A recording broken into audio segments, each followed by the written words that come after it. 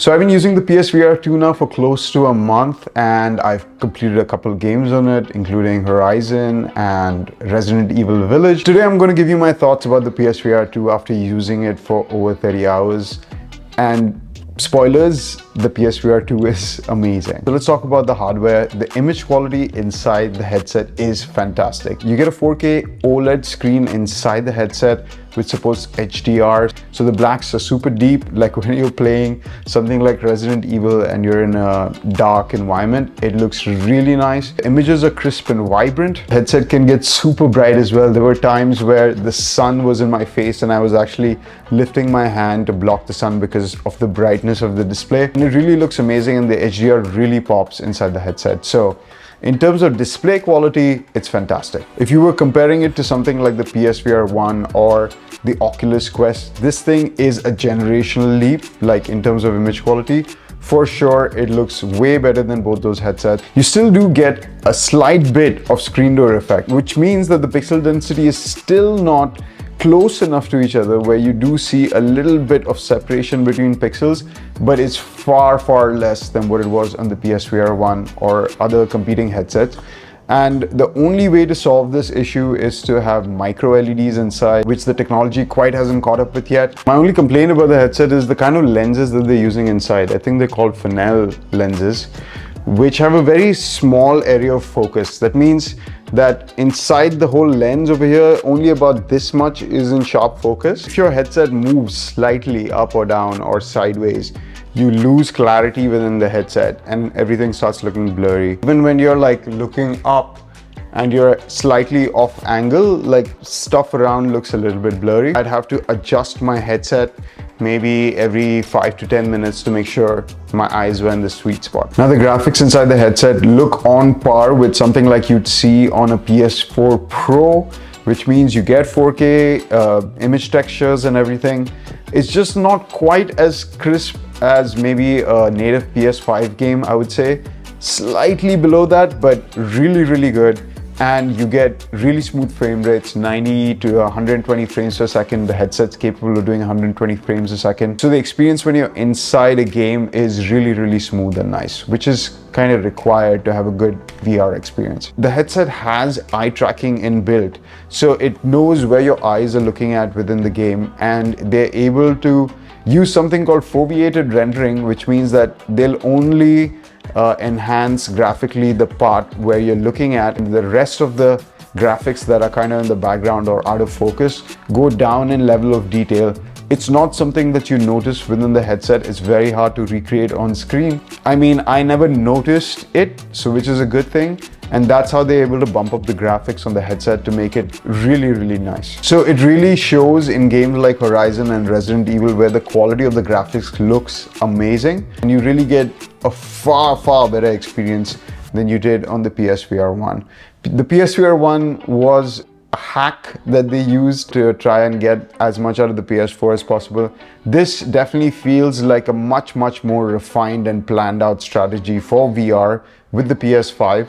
And you can tell in the delivery of the graphics and the experience that it's on a different level. Now in terms of comfort, I have no complaints whatsoever. I've been playing like 2-hour sessions with the headset on. Every part that touches your head is a soft touch material, so the back of the headset, even the part that comes in front of your eyes, it's all nicely cushioned. Only I would say around the nose piece, it's a little bit hard, but you don't really notice it. And the other thing I noticed about the headset is it fogs up a lot less than other VR headsets I've used. So when you use a VR headset, you tend to sweat, and that sweat evaporates into your headset and it fogs up the lenses and makes your face very sweaty. I think there's some kind of mechanism by which they're removing the air from the headset, so it feels a lot better. Your face doesn't get sweaty. And the other thing is, this headset doesn't stick to your face. It's kind of floating in front of your face, so you don't get that VR face that you do with the Oculus Quest.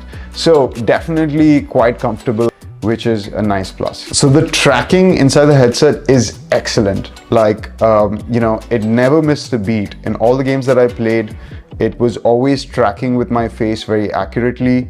Even in low light situations, sometimes, you know, like I have an automated service where the lights go off at a particular time in the house, and I would be playing in darkness, and I was surprised that it was able to keep up with the tracking even with a dark room.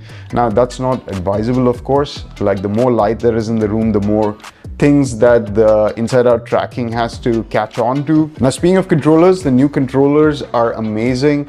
They're light, they feel really nice in terms of ergonomics. The triggers feel really good. The motion sensing is extremely precise, so when you're using it for things like menus or like shooting your gun, it feels really, really good. The haptics are amazing. Like in Resident Evil, when I'm like reloading my gun, or when I'm shooting at something, or I'm aiming down the sights, these things are really good and they track really well, and it's just a joy to use them. My only complaint would be they only have a 4-hour battery life, so you kind of have to recharge them after every session. But apart from that, like, I've got a cradle over here that charges both my controllers, so I just leave them on after I'm done. And that's not really an issue, but yes, 4 hours, maybe they might last you for 2 sessions and then they're going to run out of juice. But I really love the way that PlayStation's made these controllers. They feel amazing. The haptics on both the controllers and the headset are fantastic. I think it really adds another level of immersion to the whole experience of using the VR headset. And you know, that's what VR is all about. It's about the immersion and about feeling the sense of presence. And the PlayStation VR 2 is a huge jump over anything else that I've used. An example, I played Resident Evil 7 on the PSVR, and then I played Resident Evil Village on the PSVR 2.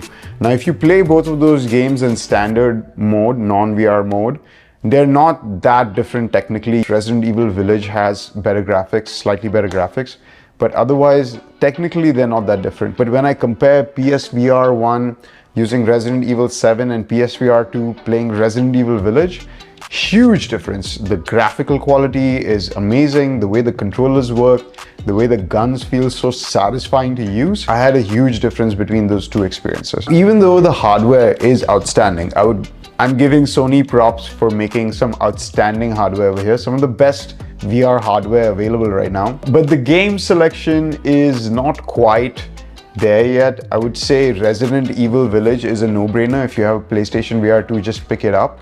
Horizon Call of the Mountain was an excellent graphical experience, and seeing all those machines in life scale is amazing. But I would say the game itself, in terms of gameplay and the enjoyment of it, I'd give it a B. And I did try No Man's Sky, which kind of disappointed me in terms of the graphical fidelity after looking at what Resident Evil Village can do.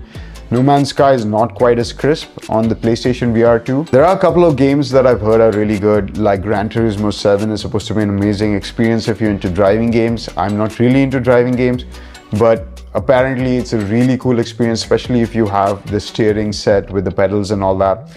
And the other one that I want to try out is The Walking Dead Saints and Sinners. I've heard that one's really good as well. The selection of games, or I would say AAA games on the PlayStation VR 2 right now are pretty weak. And one of the main disadvantages is that your PlayStation VR 1 games don't come over to the PlayStation VR 2 because the hardware is so different. So that kind of sucks. They had a pretty good selection of PlayStation VR games, which I had bought, and I can no longer play with this system. You know, there were some really stellar games that especially came out at the end of that life cycle of the PlayStation VR. And I'm sure PlayStation's going to remaster them and bring them to the PSVR 2 eventually. But PlayStation does have some of the best game studios in the world, and they make some of the most fantastic games. So I'd love to see what like a Naughty Dog or an Insomniac would do in the VR space. And that's what really excites me about the PlayStation VR 2's future, is I hope that these big developers come and make some truly amazing experiences. So far, from what I've heard, they've only managed to sell around 280,000 units, which is pretty weak compared to their 2 million expectation of what they're planning to sell. I think that has a lot to do with the price, which is $500. But I think it's worth the money, the $500, because of the quality of the headset and the controllers and the overall experience you're getting. They've really smashed it out of the park when it comes to hardware. So, you know, I do think it's worth $500, and I hope that the poor sales doesn't discourage Sony from investing more in the platform, because I feel like if more people try this out, they will truly find it amazing, and it is the next generation of gaming, I would say. I wouldn't say it's going to replace traditional gaming, but definitely there is a completely different feeling that you get when you try out something in VR. Anyway guys, those are my thoughts on the PlayStation VR 2. So let me know in the comments below what you guys think of virtual reality and how the current state of VR is. Are you guys interested in it or not? And if you guys like this video, do hit that like button, leave me a comment, subscribe to watch more, and I'll see you guys in the next one. Bye.